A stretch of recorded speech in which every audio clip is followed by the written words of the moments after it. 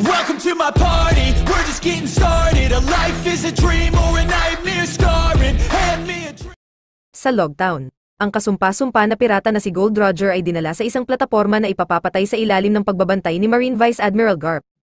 Bago ang pagpatay, isang tao sa karamihan ang nagtanong kay Roger kung saan niya iniwan ang kanyang kayamanan na kilala bilang One Piece. Sumagot si Roger na iniwan niya ito para sa isang tao na mahanap ito bago siya masaksak ng mga Verdugo. Ang mga tao ay nagmamadaling umalis upang magsimulang maghanap habang si Roger ay tumatawa. Naminarkahan ang simula ng Great Pirate Era. Makalipas ang 22 taon, si Luffy ay nasa isang maliit na bangkang dinghi, na nagsasabi sa isang ibon tungkol sa kanyang pangarap na mahanap ang One Piece. Maglayag sa Grand Line, at maging hari ng mga pirata. Sa kasamaang palad ang bangka ay mabilis na binabaha, kaya't si Luffy ay nakapasok sa loob ng isang bar aisles na naanod pagkatapos lumubog ang bangka. Ang bar aisles sa kalaunan ay lumulutang sa gitna ng dalawang barko na dumadaan sa isang labanan sa dagat. Isang grupo ng mga pirata na pinamumunuan ni Kapitan Alvida ang umaatake sa isang pampasaherong bangka. At sa gitna ng laban, ang bar aisles ni Luffy ay nakuhang muli at dinala.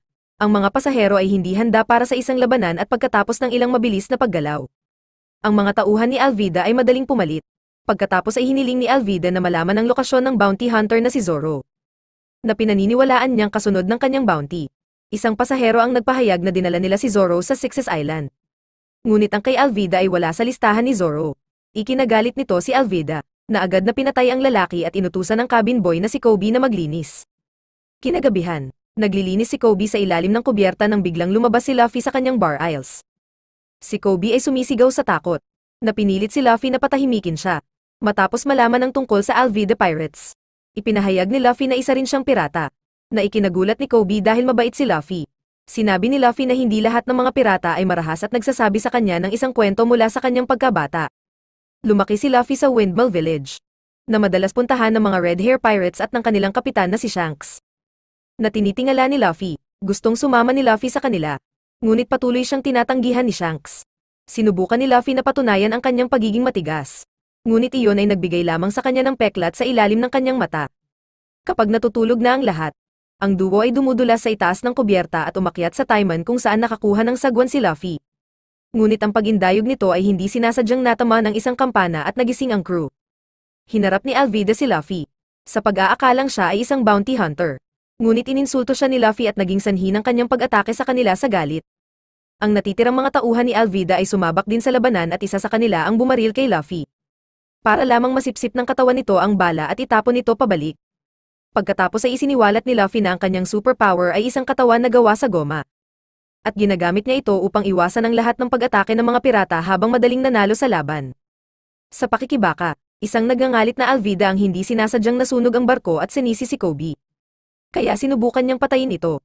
Gayunpaman, kinuha ni Luffy ang suntok gamit ang kanyang ulo bago iniunat ang kanyang braso sa malayo at pinitik ito patungo kay Alvida, na ipinadala sa kanya sa dagat. Agad na sumuko ang kanyang mga tauhan. At sinabihan ni Luffy si Kobe na kumuha ng bangka at rasyon para makaalis sila. Samantala sa Sixes Island, si Zoro ay nilapitan ni Mr. Seven upang anyayahan siyang sumali sa isang lipunan ng mga asasin. Tinanggihan ni Zoro ang kanyang alok at insulto si Seven, na agad na umatake gamit ang kanyang mga espada.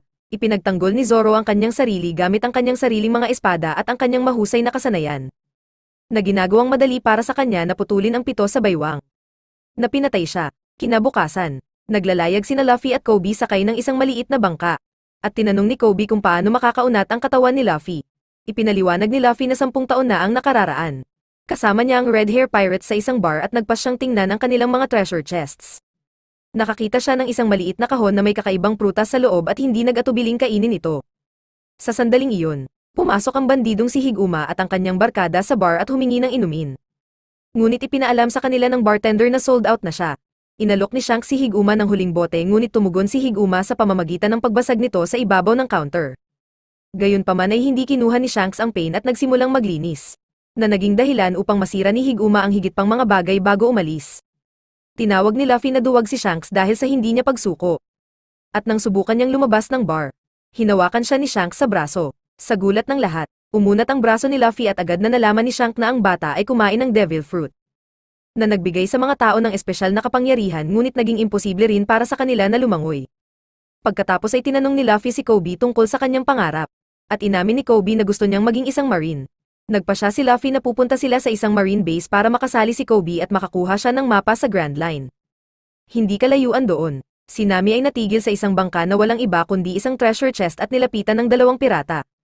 Siya ay humihingi ng kanilang tulong, at ang mga pirata ay tumalon sa bangka upang suriin ang dibdib. Para lamang makita itong walang laman. Ang lahat ng ito ay gawa mula kay Nami, na tumalon sa kanilang barko at naglayag palayo. Maya-maya, dumaong sina Luffy at Kobe sa Shells Town at pumunta sa isang bar kung saan naroon din sina Zoro at Nami. Habang nakikipag-flirt si Nami sa isang marine officer, sinubukan ng anak na babae ng bartender na mag-alok ng merienda kay Zoro. Ngunit hindi niya sinasadyang nabangga si Helm Epo, ang anak ng isang mahalagang marine captain. Nagalit si Helm Epo at ibinagsak ang kanyang mga merienda sa lupa upang durugin ang mga ito gamit ang kanyang mga paa. Ngunit si Zoro ay pumutol at kinain ang merienda bago hilingin kay Helm Epo na humingi ng tawad sa babae. Tumugon si Helm Epo sa kanyang salita at naganap ang isang labanan, na sa lalong madaling panahon ay naging isang buong bar brawl. Humanga si Luffy sa paraan ng madaling pagkatalo ni Zoro sa lahat sa pamamagitan lamang ng mga hilt ng kanyang mga espada habang ginagamit ni Nami ang distraction para itumba ang opisyal at nakawin ang kanyang uniforme. Kinurot ni Zoro si Helm Epo, na nag-alok na dalhin si Zoro upang makita ang kanyang ama para sa isang deal. Sa base ng marina, nakilala ni Zoro si Captain Morgan at humingi ng bounty sa Mr. Seven. Gayunpaman, sinabi ni Morgan na ang pag-atake sa Marines ay isang krimen na may parusang 7 araw na pagkakulong. Kung hindi susuko si Zoro, hindi na siya makakakolekta ng mga bounty. Kaya pumayag si Zoro na makulong. Samantala, gustong pumasok ni Luffy sa base ng Marine at makakuha ng ideya kapag nakakita siya ng tubo ng imburnal. Kinaumagahan, ang isang nakatali na Zoro ay nakaharap ni Helm Epo, na tinutuya si Zoro gamit ang kanyang sariling mga espada habang inihayag na walang intensyon si Morgan na palayain siya pagkatapos ng 7 araw. Sa sandaling iyon, umakyat si Luffy mula sa isang sewer grate at nakatagpo si Zoro.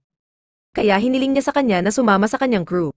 Tumanggi si Zoro at nang magtanong si Luffy tungkol sa kanyang panaginip. Ipinahayag ni Zoro na gusto niyang maging pinakadakilang eskrimador sa mundo. Napahanga, kinalag ni Luffy si Zoro bago bumalik sa imburnal. Sa loob ng base, ginamit ni Nami ang ninakaw na uniforme para makalusot ng hindi napapansin.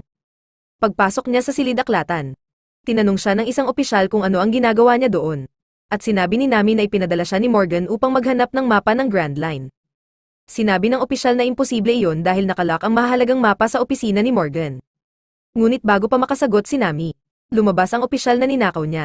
Agad na inilabas ni Nami ang kanyang mga tauhan at mabilis na pinatumba silang dalawa ng napakahusay.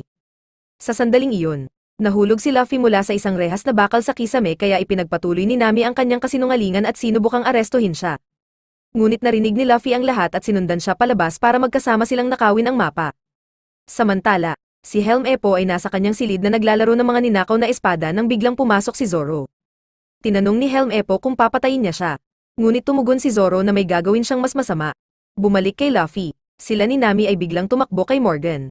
Ngunit si Nami ay nagpanggap na siya ay isang opisyal na dinadala si Luffy sa kanyang selda at pinaniwalaan sila ni Morgan. Sa kanyang pag-alis, nagawa ni Nami na nakawin ang kanyang mga susi at sinabi ni Luffy na dapat siyang sumali sa kanyang mga tauhan. Ngunit tinanggihan siya nito dahil napupuot siya sa mga pirata. Pumasok ang duo sa opisina ni Morgan at habang hinahanap nila ang mapa, aksidenteng na-trigger ni Luffy ang switch na nagiging sanhi ng paglitaw ng safe sa sahig. Sa library, nakita ni Morgan ang mga sugatang opisyal at nalaman ang katotohanan tungkol kay Nami. Kaya pinatunog niya ang alarma. Pagkatapos ay pumunta si Morgan sa kanyang opisina at ginamit ang kanyang kamay ng palakol upang sirain ang pinto. Nang walang sapat na oras para buksan ang safe, ginamit ni Luffy ang kanyang kapangyarihan para bunutin ito. At ang biglaang puwersa ay naglunsad sa kanya at ninami palabas ng bintana. Hinarap ng mga gwardya sa labas ang duo, na nag-trigger ng isa pang away. Papalabas na si Zoro nang makita niya ang labanan at nagpas siyang sumali rin. At madali para sa kanilang tatlo na madaig ang lahat ng mga opisyal. Gayunpaman, dumating si Morgan sa lalong madaling panahon at mas malakas siya. Kaya dapat magtulungan sina Luffy at Zoro habang si Nami ang humahawak sa mga gwardya. Inihayag ni Zoro ang kanyang three-sword style at ginamit ito upang hawakan ang kamay ng palakol ni Morgan, na nagpapahintulot kay Luffy na maglunsad ng isang nakaunat na sipa na tumama sa mukha ni Morgan. Nanatalo siya. Pagkatapos, ginamit ni Zoro ang kanyang malaking lakas para kunin ang safe at dalhin ito sa bangka ni Nami. Naghahanda ang tatlo para makatakas ng magkasama. Ngunit sa sandaling iyon ay lumitaw si Helm Epo, na inihayag na ginulo ni Zoro ang kanyang buhok, at sinubukang arestuhin sila. Gayunpaman, dumating si Kobe at una siyang pinaalis. Hindi umaalis si Kobe sa kanila dahil sasali siya sa Marines. Iginagalang iyon ni Luffy at umalis pagkatapos tawagin si Kobe na kanyang kaibigan. Samantala, Nakatanggap si Garp ng isang tawag na nagsasabi sa kanya na ang mapa sa Grand Line ay ninakaw. Kasabay nito, dinadala ni Kabaji ang parehong balita sa kanyang kapitan na si Buggy, na nangakong kukunin ang mapa para sa kanyang sarili. Mamaya sa barko, iniisip ni Luffy ang kanyang pagkabata. Isang araw habang sinusubok niya ang kanyang kapangyarihan sa bar, biglang dumating si Shanks kasama ang kanyang mga tauhan na humihingi ng mga buwanang rasyon. Tinanong siya ni Luffy kung kailan siya babalik, ngunit sinabi ni Shanks na hindi siya babalik. Pagkatapos ay sinimula ni Luffy na abalahin si Nami habang sinusubukan niyang buksan ang safe ni Morgan. Itinulak niya si Luffy at muntik nang pumutok ang kanyang dayami na sombrero. Kaya sinabihan siya ni Luffy na huwag takutin ang sombrero dahil ito ang kanyang pinakamahal na pag-aari. Pagkatapos na sa wakas ay buksan ni Nami ang safe at mahanap ang mapa ng Grand Line. Bigla silang inatake ng paparating na barko, na nagpaputok ng mga putok na nagkalat ng pulang gas sa kanilang paligid. Ang gas ay nagiging sanhi ng pagkawala ng malay ng tatlo. Kaya sinisigurado ni Luffy na lunukin muna ang mapa. Maya-maya, nagising ang tatlo sa loob ng isang kahoy na crate, na agad na ibinaba para iwan sila sa gitna ng isang circus performance ng mga tauhan ni Buggy. Ang circo ay dinaluhan ng mga mamamayan na nakakadena sa kanilang mga upuan at inutusang gawin ang makikita sa mga cue card. Pagkatapos ay pumasok si Buggy. Sinasabing gusto niya ang mapa. Para makaabala sa kanya, ipinakita ni Nami ang kapangyarihan ni Luffy na nagsasabing kaya niyang gumanap. Pagkatapos ay tumakbo palabas ng tent. Sa labas ay nabigla siya nang matuklasan na ang bayan ay ganap na gin-iba ng mga tauhan ni Buggy. At naabutan siya ng mga pirata para hulihin siya. Inutusan ni Buggy na kunin sina Zoro at Nami habang tinatanong niya si Luffy tungkol sa mapa. Sa Shells Town, dumating si Garp sa base, kung saan ipinaliwanag ni Morgan kung ano ang nangyari ngunit nagsisinungaling tungkol sa mga detalye upang maging maganda.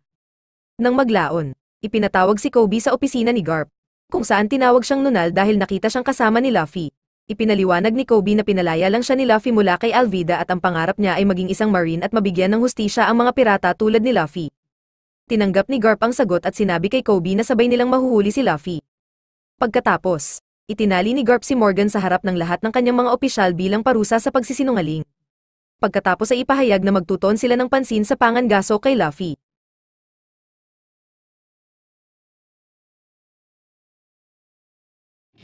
Welcome to my party, we're just getting started. A life is a dream or a nightmare scarring. Hand me a drink.